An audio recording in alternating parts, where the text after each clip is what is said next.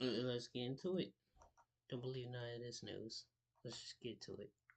On guys, it is WrestleMania here, back with some more news. Join us now as we look at the wildest news stories and rumors you need to know, including, is this a hint that The Rock will be at WrestleMania 41? Roman Reigns leaving WWE? Triple H's PR disaster? What? Man, they say Roman Reigns is leaving like every other month.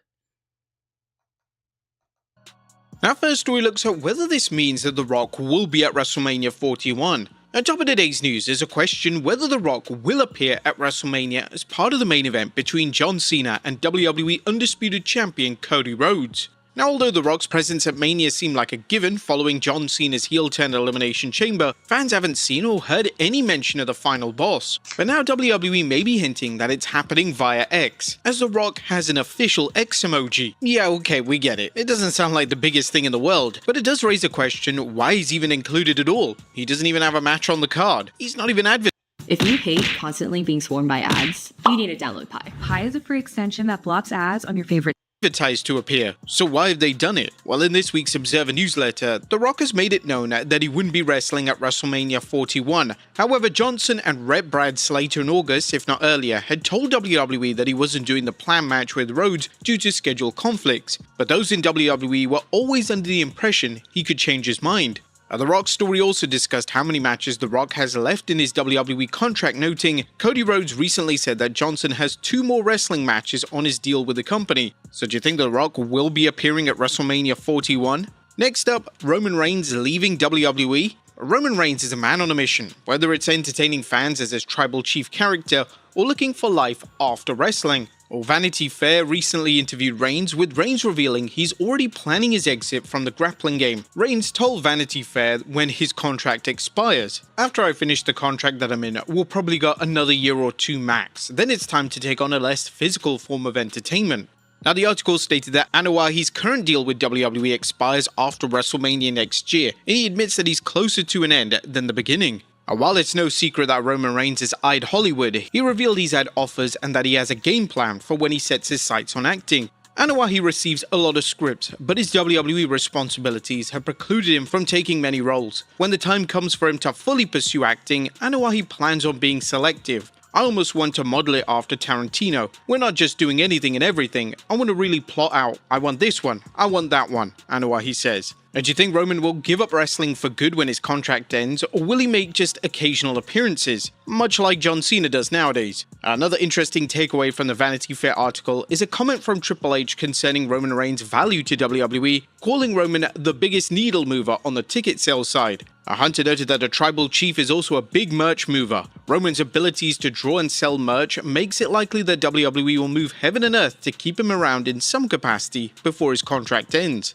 But Roman Reigns thinks this is embarrassing. Another interesting takeaway from the interview was Roman's take on the allegations in the Janelle Grant lawsuit against Vince McMahon, Laurinaitis, and WWE. He mentioned she's got to live with all these situations that happen, and hopefully she's in a place where she feels comfortable and she's secure in her own place. It's embarrassing. That's stuff you don't want to hear about. You don't want your family to hear about. Roman Reigns mentioned that the allegations are a stain on WWE, but he did reveal that Vince McMahon recently contacted him to wish him a happy birthday.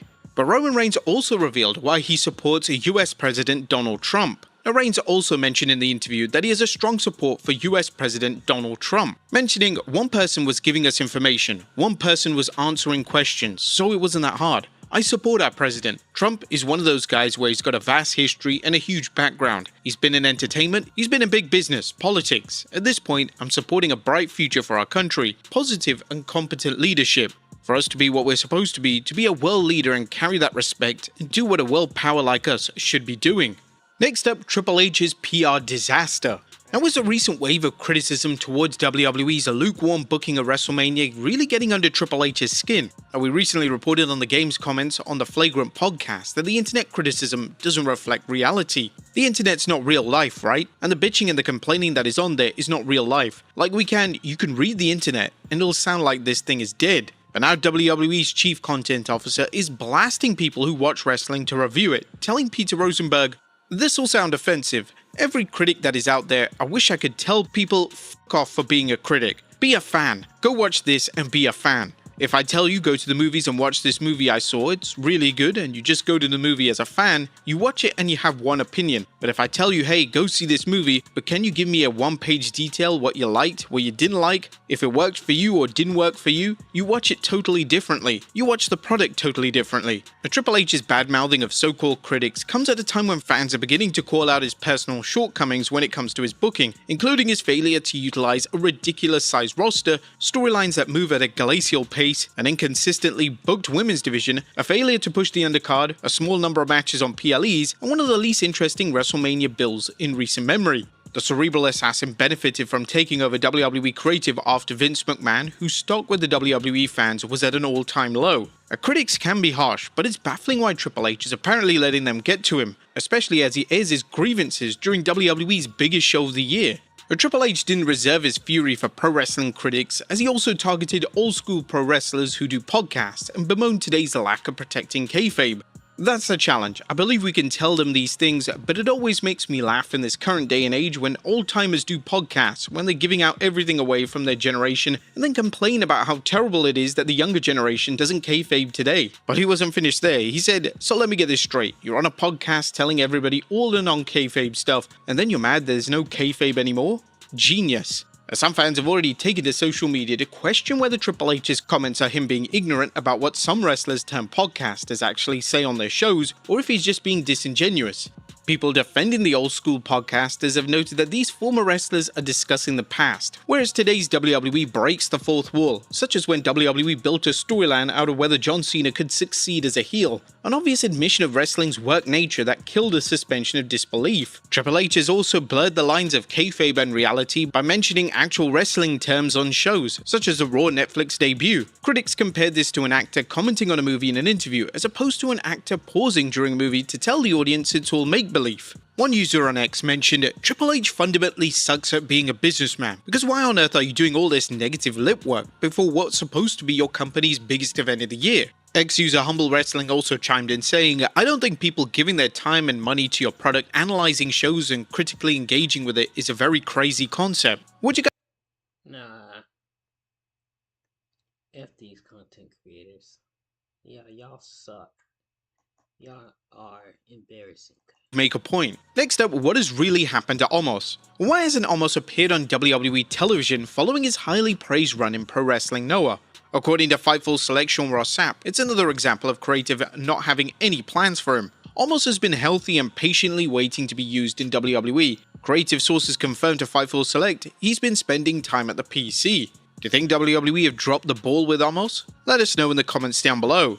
Next up, Mirai in talks with WWE. Now, there's been plenty of talk about Mirai heading to WWE, with rumors that May's AEW deal ends this summer and that she's WWE. I don't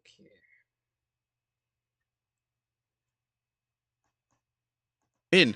Next up, Seth Rollins reveals a big match he'd book. Which match would Seth Rollins book if he was in charge of WWE? While Rollins hasn't made any claim in wanting to book, he knows which match he'd select if he had the authority, telling the Out of Pocket YouTube show he'd book Roman Reigns versus The Rock. I'm sick of everyone talking about it, I just want to get it out of the way, see how much you'll love it when you see it. Now, this dream match has been discussed for years, and while WWE would like to see it happen, it's unknown whether the stars will align to make it a reality.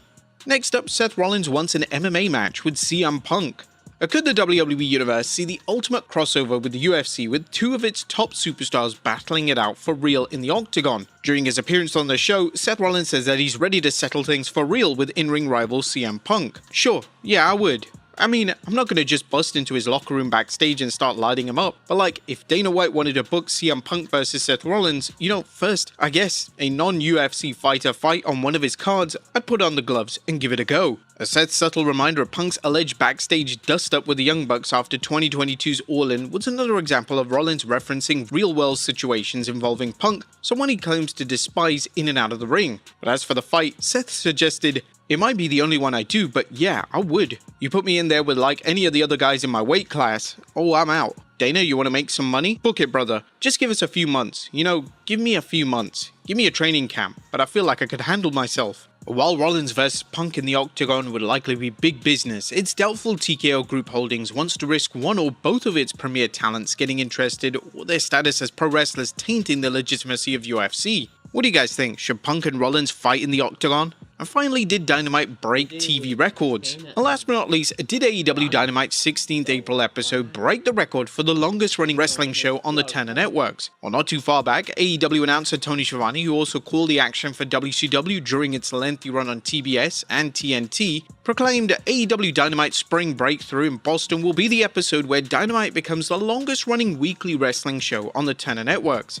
However, like any record, people and news sites are questioning its validity, including Ringside News, which argues WCW Saturday Night still holds that record. But there's one problem. WCW Saturday Night aired 785 episodes on TBS from April 4th, 92 to August 19th, 2000, nearly triple the amount of Dynamite episodes. Ringside News based its argument on the claim that WCW Saturday Night did air in primetime, specifically the iconic 5 past 6 p.m. Eastern time slot on Saturday evenings, which became a signature viewing window from wrestling fans through the early 90s. That time slot was considered primetime for cable, especially during the show's peak. What do you guys think? Did they really break the record? Let us know in the comments down. I think they just